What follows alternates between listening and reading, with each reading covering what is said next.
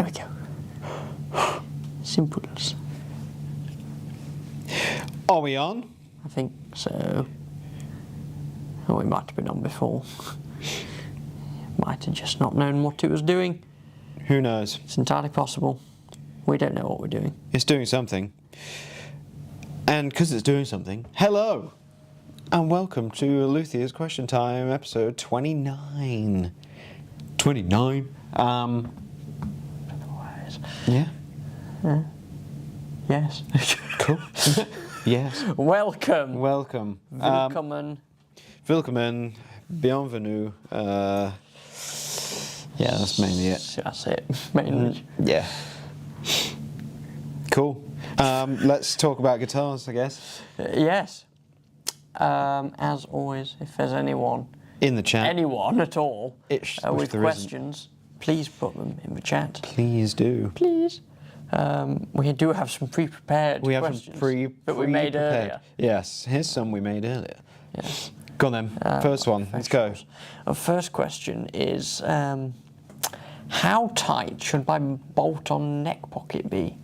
Well, how tight should it be? How tight should That's it a great question. If you're a certain brand beginning with F, then doesn't matter.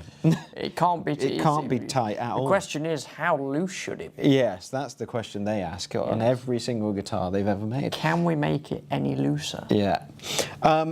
Generally, I like mine quite tight, but there is some caveats to that because it will depend on what kind of lacquer, if any, are going on my neck. Because if I'm going to gloss my neck, you need to leave room for the said lacquer going on your neck. Because if your neck is nice and tight and then you lacquer it, it's not going to fit. No.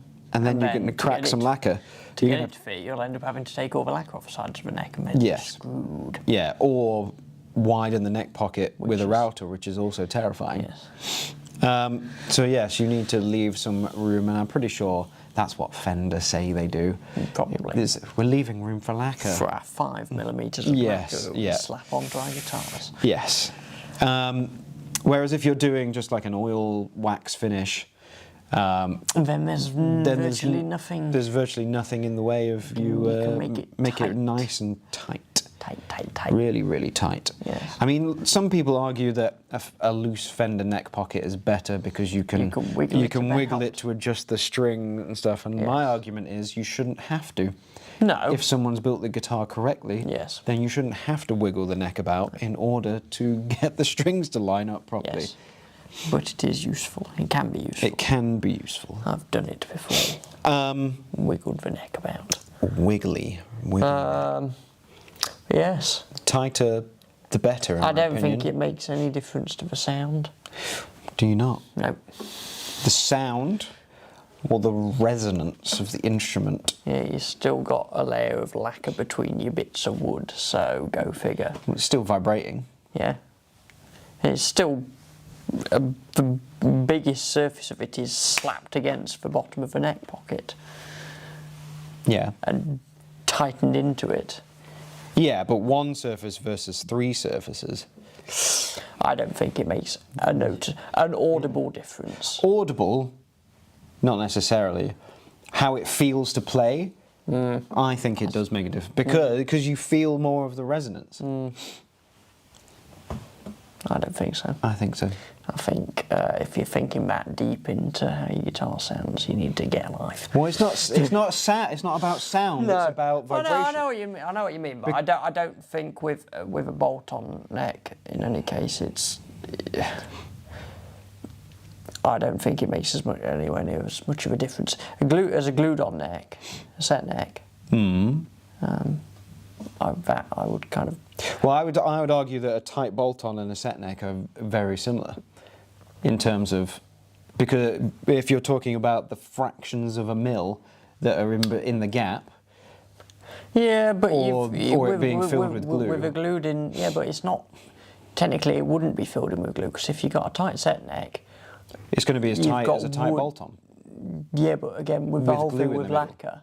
I'm talking about like maybe if you did your oil and wax finish and had a tight neck pocket. Yeah. Then maybe.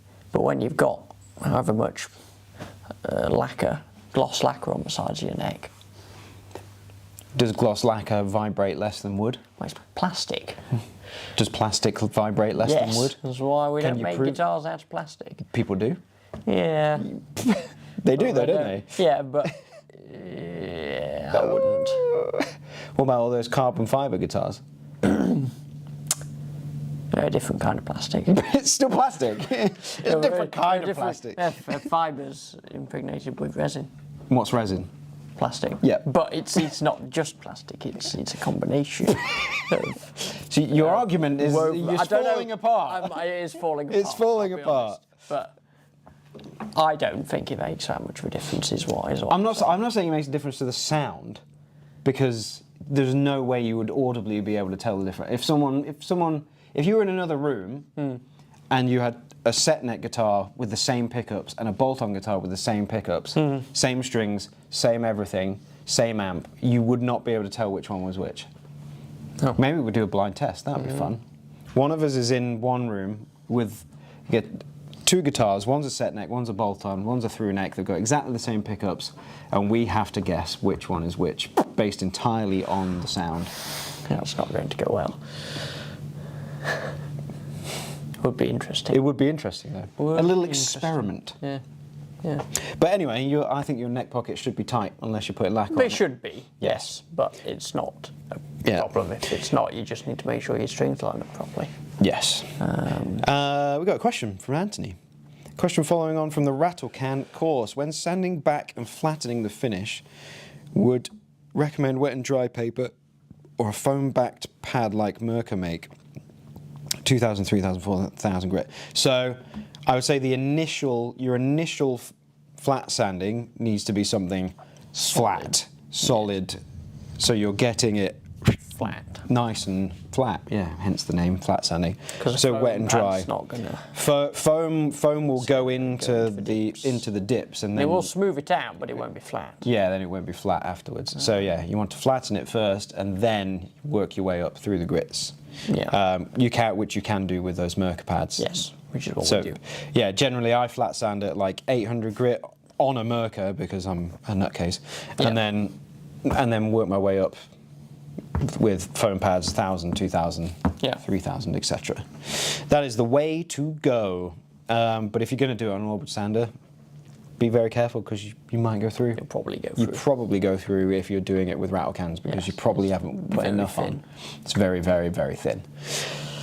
Yes. What was the other question, pre-prepped question we had?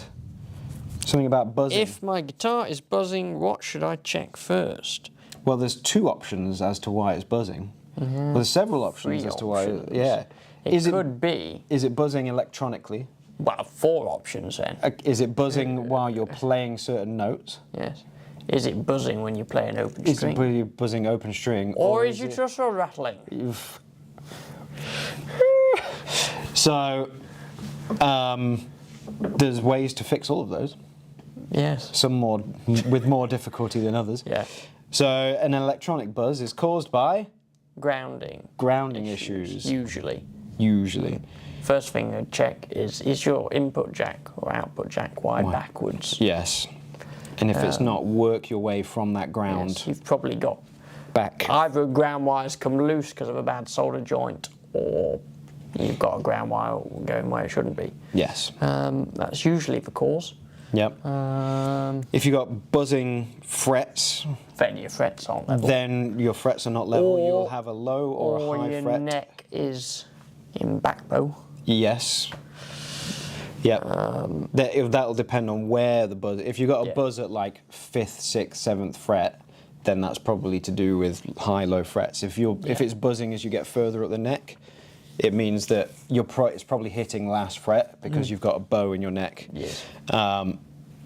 And basically, a lovely level crown and polish will sort your issue out. The one thing I would look out for there is whether the fret that is buzzing, whether it's high, is actually seated properly. Yes, because if it's like, if you level it and you just push it down and then it comes back up again, you're going to have the same issue. So you need to make sure that it is seated correctly. Yes. Open strings is the nut. Yeah. Your nut slot's too low. Or even potentially too loose, sideways. Too loose. Well, yeah. Or too tight. You sometimes too get tight. the Citari effect if they're too tight. You also get the Citari effect if your nut slots are angled the wrong way. Yeah, and you also get it if you have buffed your nut and not got rid of all the compound, and then it's just sitting on a piece of compound in the middle, which I regularly have. And I'm like, oh yeah, I've just left some compound in there. There you go, sorted. If your truss rod's rattling, it's a bad time. it's a bad time. It's a bad time. Bad time.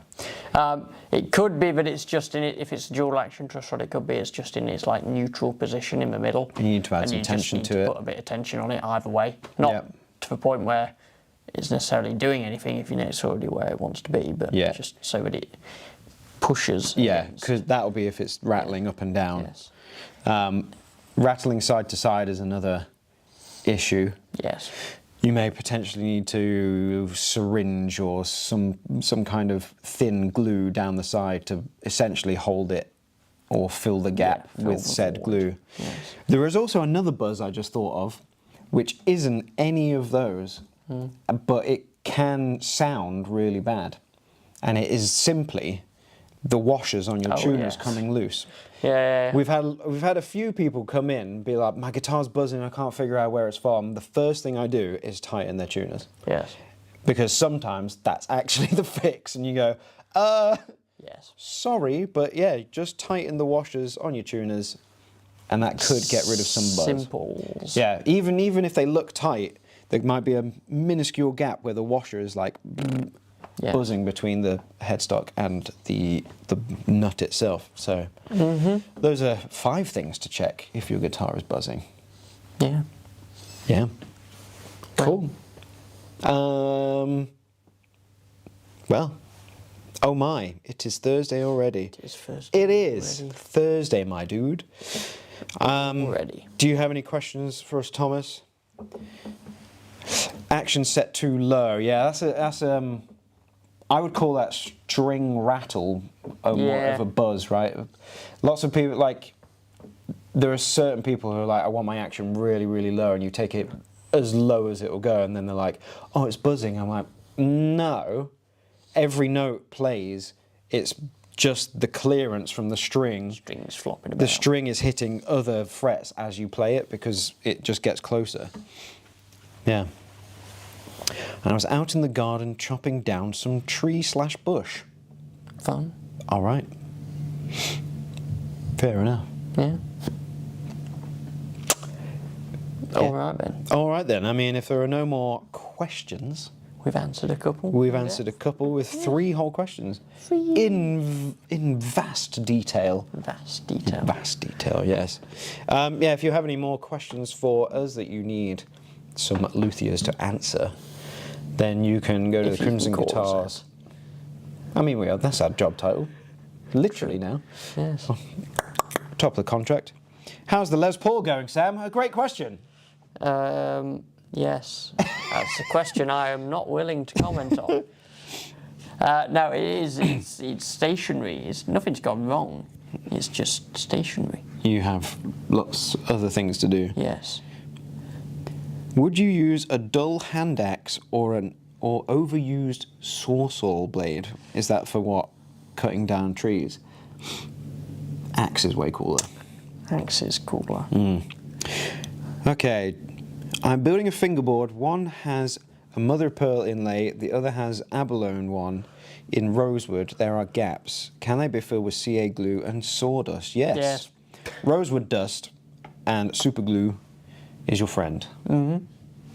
It may look darker when you do it, but then once you oil the board, it'll disappear. Fine. Yeah. Don't try that on maple because you will still see it. Yes. Yes, maple is the exception to this rule of using the dust as a filler. Yes. But rosewood's fine. Rosewood's fine. Ebony's great. Yes. Yes, you can do that.